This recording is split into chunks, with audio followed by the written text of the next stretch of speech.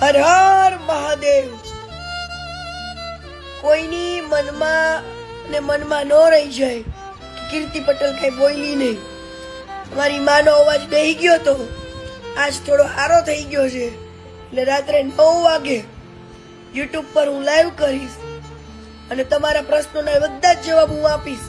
Totally મારા તો જવાબ હું આપીશ, પણ જેને પેટમાં દુખતું હતું ને એની કચ્છ થી લઈને મુંબઈ થી લઈને જુનાગઢ સુધીની સ્ટોરી પણ કહીશ, ટોટલી પ્રૂફ સાથે, કાગળ સાથે. હો વાલા, તો જ હા, સનાતન ધર્મને ખોટા માર્ગે લઈ જાય છે ને કોણ લઈ જાય છે ને એ પણ હું કહીશ.